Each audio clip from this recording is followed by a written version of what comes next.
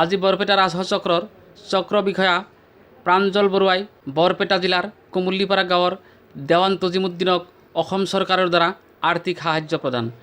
Cancer আক্ৰান্ত তজিমুদ্দিনৰ ঘৰত উপস্থিত হৈ 15,000 টকাৰ চেক প্ৰদান কৰি চক্ৰ বিষয়াজনে তেখেতৰ প্ৰতিক্ৰিয়া ব্যক্ত কৰে। চেক গ্ৰহণ কৰি তজিমুদ্দিনৰ পৰিয়ালে অসম চৰকাৰক ধন্যবাদ জনায়। মই আজি আমাৰ কুমুল্লিপাৰা গাঁৱৰ দেৱান তাজিমুদ্দিন নামৰ ব্যক্তিজন যাক কেঞ্চাৰ ভুগি আছে, অসম চৰকাৰ ফালৰ পৰা এখন চেক দিয়া হৈছিলে। জিলা প্ৰশাসন তৰফৰ পৰা মই আজি আহিলোঁ, মই চক্ৰ বিষয়া বৰপেটা ৰাজহ চক্ৰ, আজি চেকখন দিলোঁ তেখেতক। মই দিদিকে এক্সপ্ৰেস ধন্যবাদ।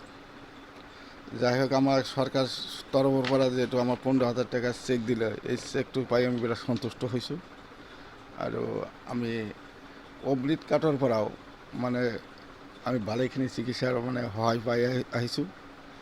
যাই হোক, এতিয়ালৈকে মানে বহুত টকাৰ প্ৰয়োজন, তথাপি আৰু চৰকাৰ তৰফৰ পৰা কিবা সুবিধা যদি থাকে তথাপি এই পৰিয়ালক দি এটা সন্তুষ্ট কৰিব পাৰে যেন তাৰ কাৰণে অনুৰোধ জনাইছোঁ,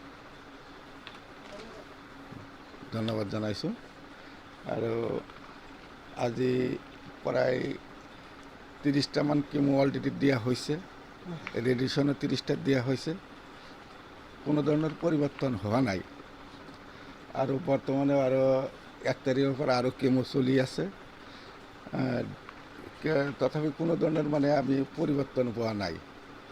আৰু ইয়াৰ যেনে চৰকাৰৰ তৰফৰ পৰা ইয়াৰ উন্নত মানৰ আৰু যদি কিবা চিকিৎসাৰ ব্যৱস্থা থাকে সেনেকুৱা এটা ব্যৱস্থা কৰিলে যাতে ইহঁতৰ মানে এহাল পৰিয়াল, এই পৰিয়াল এটা গাৰ্জেনৰ ওপৰতে চলি আছে, তাৰ কাৰণেও মানে চৰকাৰৰ তৰফৰ পৰা আমি অনুৰোধ জনাইছোঁ যে সিহঁতে তেখেতৰ কিবা যদি উন্নত মানৰ চিকিৎসাৰ যদি কিবা সুবিধা থাকে চিকিৎসা কৰি যাতে আমাৰ ছোটো ভাইটা যাতে আৰোগ্য হয় তাৰ জন্য আমি সৰকাৰ তৰফ অনুৰোধ জানাইছি।